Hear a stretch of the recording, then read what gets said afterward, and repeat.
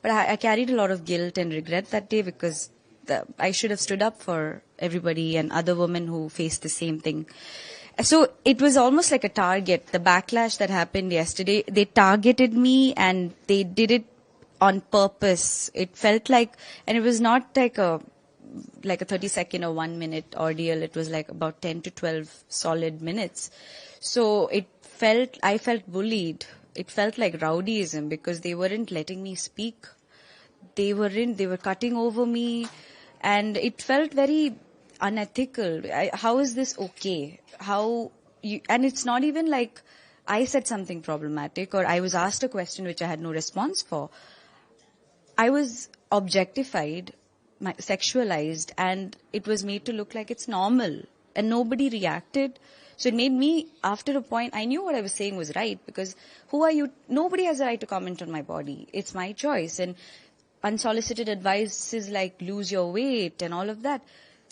These are all propagating unrealistic beauty standards. Who decides what a conventional, typical actress should look like? Directors don't approach it that way. The cinema audiences don't approach it that way. So who gives these extremely old-fashioned ideologies of these some people in press?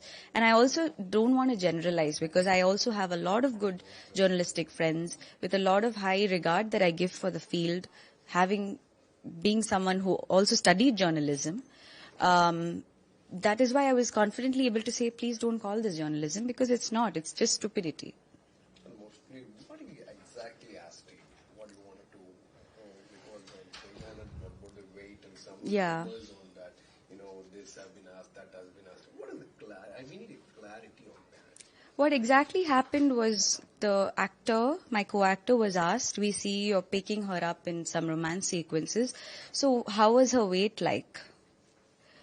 And the second question to the director was, who did the casting? We think it's a miscasting because the hero is so tall and whatever built that he is. It's such an unfitting, because I'm supposed to be out of shape or I'm short. And so this is what exactly he said. And then he goes on to defend it for 10 minutes. Even uttering something like that is ridiculous. And he defended it not for a small while, for 10 whole minutes or 12 minutes. And we were all made to just listen. And nobody was listening to me. And he went on to defend how I never called you fat. I just asked your weight. Why do you want to know my weight? How is it related to the film? I play a doctor in the movie. Very pivotal to the story. It's a medical thriller, and so many of the plot developments happens through my character. They don't want to know all of that. For them, for some target, some audience, or some people in press, or everything in the society in general, women, they are just there. They shouldn't have an opinion. If they do, they were appalled by the fact that I was speaking out. They're like, how can you? I was sidelined for that same reason. Being a woman, you don't get to speak up. But this has to change. The fact that nobody spoke up is like everyone was ready to let it go. And that's normalizing it. It's my choice. What I do with my body is only my choice, and I have that agency. So this has to stop, because it's really not okay. This can open up to a lot of mental health issues, self-confidence, self-esteem. These are all things we, worked so hard to build. And sustaining in an industry like that, and being a woman, is just that much harder. So as an actress, not only even a big actresses have been assaulted like this kind of phenomenon. When it comes to you, do you think there is an intentional purpose of making you of this kind of that? I think it's just a mindless sort of. It was just supposed to. They're like. I think it's just lack of emotional intelligence, or intelligence in general. I wouldn't say it's like intentionally harming me. It was just, I can get away with saying this because I am not someone, it's not like I did something that they wanted to get back at me. For them, this is normal. And to realize that I called that out, they couldn't tolerate it. So that's what happened.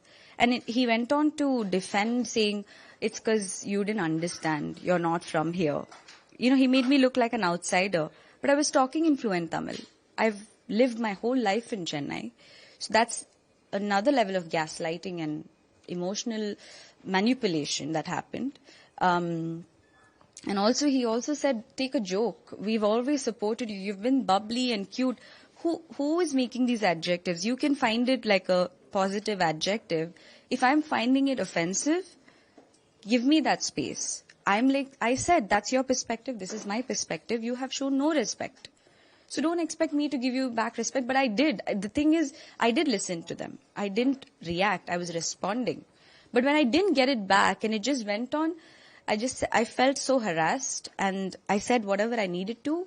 I didn't walk off because that would just give them a reason to, blame me or something.